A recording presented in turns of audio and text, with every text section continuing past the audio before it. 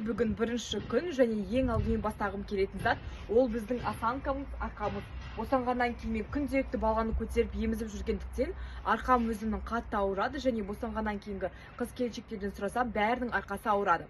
Ең алдымен не үшін арқадан бастау керек? Себебі правильная осанка залог красоты деп айтсам да болады. Себебі арқаңыз түзу, әдемі болған кезде сіздің ішіңіз де тартылып тұрады. Если сіз бүкірейіп жүретін болсаңыз, бәрібір вид портится, сіз бәрібір әдемі көрінбейсіз. Сол себепті ең алдымен біз арқаға упражнение жасап бастағым келіп тұр. Себебі ол бізде здоровая спина залог всего, потому что осы әдемі түзу арқаның арқасында сіздер эффектно көрінетін боласыздар. Және қазір біз сіздермен арқаға арналған жаттығуларды жасап бастаймыз.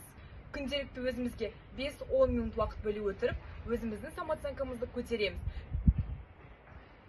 Қазір ең алдымен қыздарбыз өте жеңіл, кәдімгі бәріміз физкультураға қатысқан болатын шығармыз. Сол себепті ең жеңіл упражнениялармен қазір біз сіздермен ең жеңіл упражнениялармен бастаймыз. Ең алдымен бізде разогрев тела болады.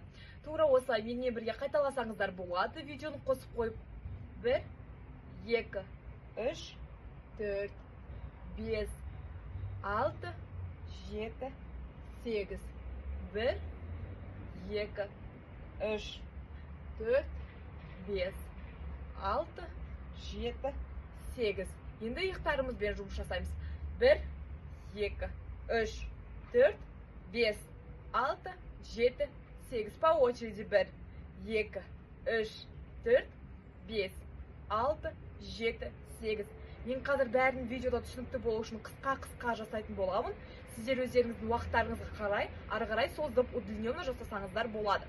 Біз ең алдымен поза кошки. Бәрі айтады, ол өте маңызды қыздар. Себебі ол арқаны кәдімгідей жеңілдеуіне көмектеседі. Тура осылай тұрасыздар, қолдарыңыз на уровне плеч. Тура осылай қазір кошка жасайтын боламыз. 1, 2, 3, 4, 5, 6, 7, 8. Тура осы жаттығуды жасау арқылы арқаңыздағы бұлшық еттердің бәрі қалпына келеді, расслабиться етеді, рахаттанып қаласыздар. Менімен бірге жасап, сосын отжықтарыңызбен делиться етіңіздер. Тура осылай қолымызды максимально артқа қарай жібереміз. 1, 2, 3, 4, 5, 6, 7, 8. Қазір қолымызды алдына қойып, аяғымызды жинап созыламыз. Бұл біздің арқамызды расслабиться етіп, созылуына өте күшті көмектеседі. Прям рахаттанып қаласыздар. Максимально жерге жатуға тырысыңыздар. Арқаларыңыз сіздерге рахмет айтатын болады. Енді ішімізге жатамыз. Басымызды максимально артқа қарай көтереміз. Кішкене ауырады, маған тоже қазір ауырып тұр после родов. Бірақ арқам кәдімгідей жеңілдеп рахаттанып қаламын.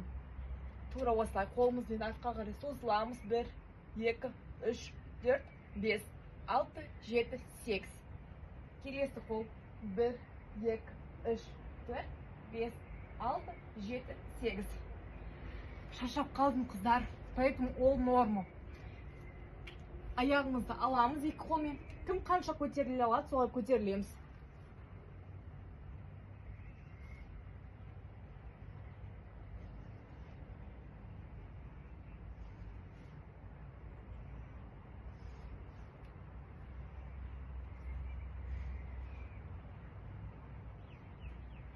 Енді қараңыздар, противоположный қолымызды алып, аяғымызды тартамыз. Жауырындарыңыз ашылып, кәдімгідей рахат сезімі болады сіздерде. После упражнений сіздің арқаңыз кішкене ауыруы мүмкін, ол норма, потому что біз бұл жаттығуларды күнделікті жасамаймыз ғой, сол себепті сондай чувстволар болуы мүмкін.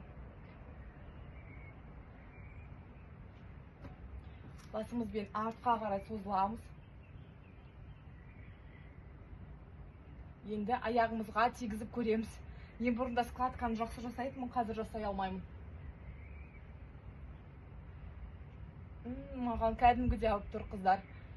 Ай, бұрын білмеймін қалай басым жеткен, бірақ қазір жетпейді.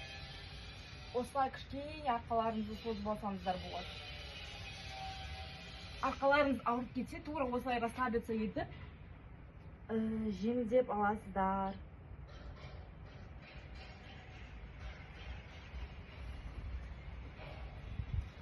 Қазір тура осылай менімен бірге қайталап жасап, қыздар, надеюсь на ваши результаты. 1, 2, 3, 4, 5, 6, 7, 8. Осы упражнение легкий болып көрінеді, бірақ түп түзу арқаға күшті болады. 1, 2, 3, 4, 5, 6, 7, 8. 1, 2, 3, 4, 5, 6, 7, 8. 1, 2, 3, 4, 5, 6, 7, 8. Қазір сіздерге самый топ упражнениені көрсететін боламын.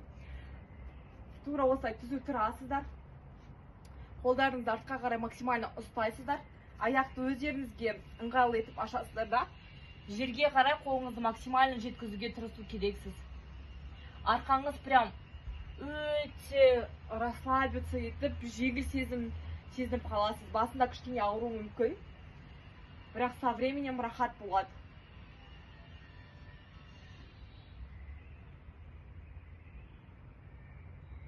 Кайф, қыздар. Ауырып тұр, бірақ ол чувствоны нужно почувствовать. Обязательно жасаңыздар осы упражнениені.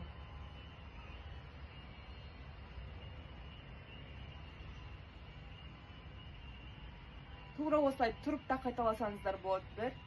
1, 2, 3, 4, 5, 6, 7, 8. Тура осы упражнениялардың длительностін ұзақырақ жасап қайталасаңыздар болады. Бұл бүгін біздің алғашқы осылай спинадан бастаған жаттығуларымыз болады. Ертең біз сіздермен бірге массаж живота қалай дұрыс жасау керек. Бірақ естеріңізде болса, арқаңыз бүкірейіп тұрған болса, ішіңіз ешқашан кетпейді. Ең алдымен осанканы дұрыстап, ішіңіз түзу тұрсаңыз, ішіңіз өз тәртіп болып тұрады. Сол себепті қыздар, ең алдымен максимально осанкамен жұмыс жасаймыз. Тура осы упражненияларды күнделікті жасау арқылы сіз бұрынғы формаңызға тезірек келесіз. Сіздермен бірге Дильфуза.